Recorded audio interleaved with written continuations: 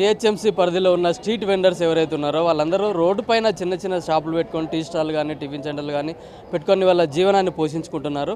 అట్లాంటి వాళ్ళపైన జిహెచ్ఎంసీ అధికారులు, ట్రాఫిక్ పోలీసులు, అట్లాగే హైడ్రా అధికారులు కూడా మా పైన ప్రతాపం చూపిస్తున్నారు, మా జీవనోపాధిని కోల్పోయేలాగా చేస్తున్నారని చెప్తున్నారు. జిహెచ్ఎంసీ ఆఫీసు ఈరోజు ప్రజావాణి సందర్భంగా జిహెచ్ఎంసీ కమిషనర్కు ఇక్కడ వీళ్ళందరూ వినతి పత్రాలు ఇవ్వడానికి జిహెచ్ఎంసీ పరిధిలో ఉన్న స్ట్రీట్ వెండర్స్ అందరూ వచ్చారు. అసలు వాళ్ళు ఎదుర్కొంటున్న సమస్యలు ఏందో అడిగి తెలుసుకుందాం. అమ్మ, మీరు ఎక్కడ ఉంటారు, ఏం చేస్తారు, ఏం పని చేస్తారు? అమీర్పేటలో ఉంటాం. ఏం పని చేస్తారు? మేము చెప్పులు కుడతాం. ఏమైంది అసలు నీ ప్రాబ్లం ఏంది? అమీర్పేటలో అస్సలు పెట్టనే వద్దు అంటున్నారు. అక్కడ వద్దు, ఎందుకు బతుకుతున్నారు ఇక్కడ? పొండి, మీరు ఫుట్పాత్ ఉంది ఇది అంతా అంటున్నారు. 50 సంవత్సరాలతో ఉన్నాం మేము అక్కడ. మాకు అంతా ఇప్పుడు లేపేస్తున్నారు. లేవండి, వద్దు, ఇది ఫుట్పాత్ ఉంది అంటున్నారు. వాళ్ళు ఎట్లా బతకాలో చెప్పండి? రోజు చేసుకొని తినేటోళ్ళం మేము. అంటే మీరు 50 సంవత్సరాల నుంచి పనిచేస్తారు. ఇంతకుముందు ఎప్పుడన్నా ఇట్లాంటి సంఘటన జరిగిందా? ఇప్పుడు జరగలేదు. ఇది ఫస్ట్ టైం అయితే ఇట్లా. అంటే మీ దగ్గర ట్రాఫిక్ వాళ్ళు వచ్చారా, జిహెచ్ఎంసీ వాళ్ళు వచ్చారా, హైడ్రా వాళ్ళు వచ్చారా? కొంతసేవా ఆ పోలీసులే ఇప్పుడు చాలా ఇది చేస్తున్నారు. సామాన్ తీసుకుపోతున్నారు, లేకుంటే భయం పెట్టి సామాన్ తీసుకుపోతాం, లేకుంటే లేవండి పెట్టి కేసు వేస్తున్నారు. చాలానే వేస్తున్నారు. ఎంత చాలా వేసాను మీకు? వేస్తున్నారు 6000, 600, 500, 300 ఇట్లా వేస్తున్నారు. బండి జిహెచ్ఎంసీ నుంచి పర్మిషన్ తీసుకునే ఉంటుంది కదా షాప్ కోసం, మీరు అట్లాంటి ఏమైనా తీసుకున్నారా? అంతా ఉంది, జిహెచ్ఎంసీ కార్డు ఉంది, అంతా ఉన్నది మా దగ్గర. చెప్పండి అన్న, మీరు ఎక్కడి నుంచి వచ్చారు, ఏంటి అసలు సమస్య ఏంది సార్? నేను Ameerpet national hawker federation vice president. నేను అమీర్పేట్ డివిజన్ నుంచి మా మెంబర్స్ అందరు వచ్చినాము. సో మాకు ముఖ్యమైనది ఏంటంటే, ఎన్నడూ లేని విధంగా ఒక ఏమంటారు ఉగ్రవాది సంస్థలకు అమీర్పేటలోనే మా దగ్గరనే ఉన్నట్టు ఒక 20-30 మంది పోలీసులు నిలబెట్టి ఒక దౌర్జన్యంగా చేసి, ఎట్లా అంటే దుకాణం పెడితే మరి ఎట్లా అంటే రే తీస్తావా తీయవా ఇట్లా గలీజ్ లాంగ్వేజ్లో మాట్లాడుతారు. ఇప్పుడు నేను మాట్లాడలేను ఆ లాంగ్వేజ్. సో ఈ సమస్య నుంచి మాకు విముక్తి కావాలని మా అందరి కోరిక మేరకు మేము ఇక్కడ వచ్చినాం. మా జిహెచ్ఎంసీ కమిషనర్ విన్నపం తెచ్చుకోనికి మా ఇట్లా సీనియర్ సిటిజన్లు కూడా మా మార్కెట్లో చాలామంది ఉన్నారు.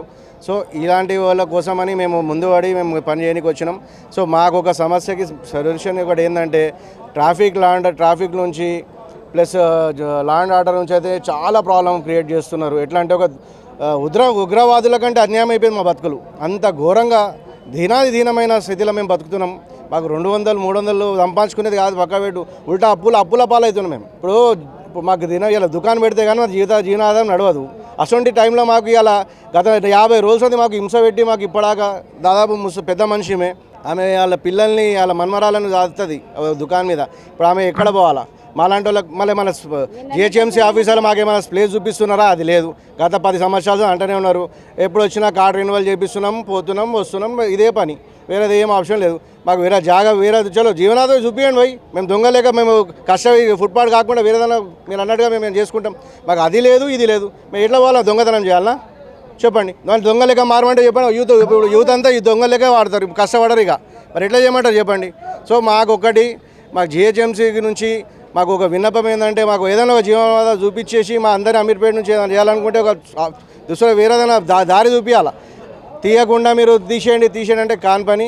మాకు పిఎస్ నుంచి జిహెచ్ఎంసీ నుంచి చిన్న రిక్వెస్ట్ ఏంటంటే, మాకు అందరికీ మళ్ళీ మా దుకాణాలు యథావిధిగా ఉండాలని కోరుకుంటున్నాం సార్. అన్నీ ఇరగొడుతురు సార్, రోడ్డు మీద పెడుతురు అని. మేము గోడ మీద పెట్టుకున్నా కానీ మా బండ్లన్నీ ఇరగొట్టి మమ్మల్ని చాలా ఇబ్బంది పెడుతురు. ఫైన్లు అంతకుముందు వేసేది. రోడ్డు మీద ఎందుకు పెడుతున్నాం? మేము రైతు బజార్ల కింద పెడుతున్నాం. మొత్తం రోడ్డు మీద పెడితే ఒక మాట.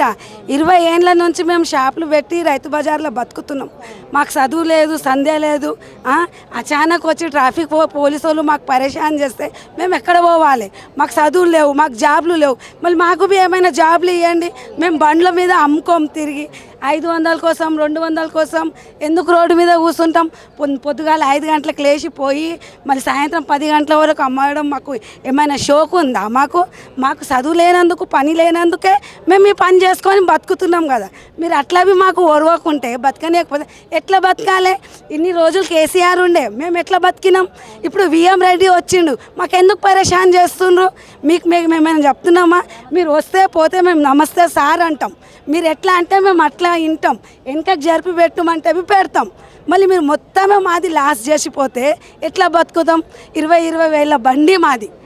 మేము ఇప్పుడు కొనాలంటే ఎట్లా కొంటాం? రోజుకి 500 సంపాదించేటోళ్ళు 20,000 జమ చేయాలంటే ఎన్ని రోజులు పడుతుంది సార్? మాకు చెప్పండి, మాకు న్యాయం చేయండి.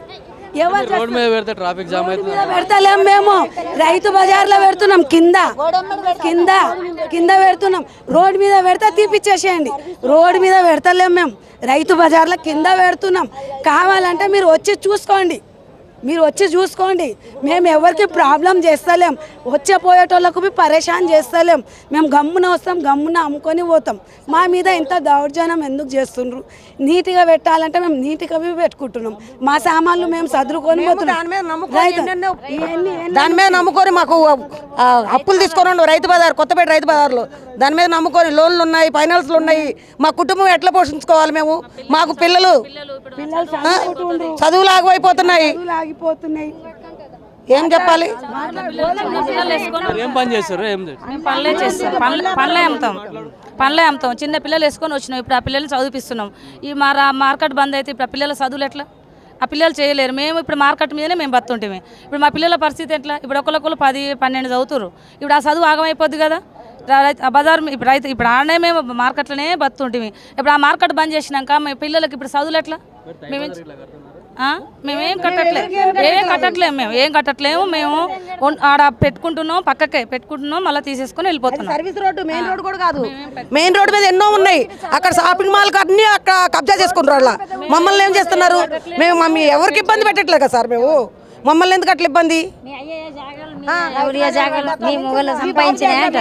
ఎట్లా బతకాలి? అట్లా ఉండాలి.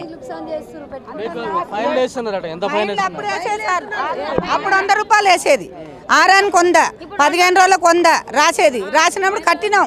ఒకళ్ళొకరం చిప్పులు చూపి చూపిస్తాం. 3000, 4000, 700, 800 అట్లా కట్టినాం. ఇప్పుడు నెల రోజులు అవుతుంది పైన వేస్తలేరు. పైన వేయకుంటే ఇప్పుడు మమ్మల్ని ఇట్లా ఇబ్బంది పెడుతురు. కాంటలు వేసుకోబోతురు, పండ్లు కింద వేస్తురు. మీ అయ్య జాగిరా లేడీస్ అని కూడా చూస్తలేరు సార్, మస్తు అంటురు మమ్మల్ని. అయితే మీ అయ్య జాగిరిందని పెడుతురు. ఈడ మీది ఏముంది? ఈడ లేడీస్ అంటలేరు, మగవాళ్ళు అంటలేరు, ఆడవాళ్ళు అంటలేరు. చాలా ఇబ్బంది పెడుతురు. పైన కట్టిన రోజులు కట్టినాం, పైన కట్టిన రోజులు అమ్ముకొని ఇచ్చిర్రు. మేము పైన కట్టొద్దని ఒకసారి చెప్పిండు. ఒకసారి ఏం చేసిండు, మీరు పైన కట్టకూరి మేము చూసుకుంటాం అన్నాడు. ఆయన అన్నాడు, పోయిండు. మళ్ళీ ఇప్పుడు పైన కట్టకుంటే మమ్మల్ని ఇట్లా ఇబ్బంది పెడుతురు. కట్టినాం, నెల కొంద కట్టినాం, 6 అందరం రైతు బజార్ గోడకు సరి కూర్చొని పెట్టుకోరమ్మా, మీకు చెప్తుంటే తినొస్తలేదా అని చెప్పుర్రి. అట్లా చెప్తే మేము పెట్టుకుంటాం. ఒకవేళ తెలిచో తెలియక ఒక అయ్య ముంగలు కట్టవచ్చు, ఒక అమ్మ కిందికి వెంక కట్టవచ్చు. ఒక లైన్లో మీరు పట్టుకోరని చెప్పాలి. तकलीफ ये है कि हमारे बंडिया पूरे तोड़ दिए और हमारे को पुलिस वाले जीएमसी वाले पूरे रायतू बाजार, कुत्तापेट रायतू बाजार, हम लोग पूरे परेशान है। 15 दिन से हमारी दुकानें बंद कर दी है। हमारे को चालान मारते, हफ्ते में 2-2, 3-3 चालान मारते, तो कहाँ से पैसे देते? हम गरीब आदमी, हम कैसे जीना? మేము పొట్టకోటి కోసం అట్లాగే కుటుంబాన్ని పోషించుకోవడానికి మా జీవనాధారం ఇదే. మేము ఫుట్పాత్ మీద ఉన్నా కూడా మేము ఎట్లాంటి ట్రాఫిక్ జామ్ అవ్వట్లేదు, ఎట్లాంటి ఇబ్బందులు కూడా అవుతలేదు.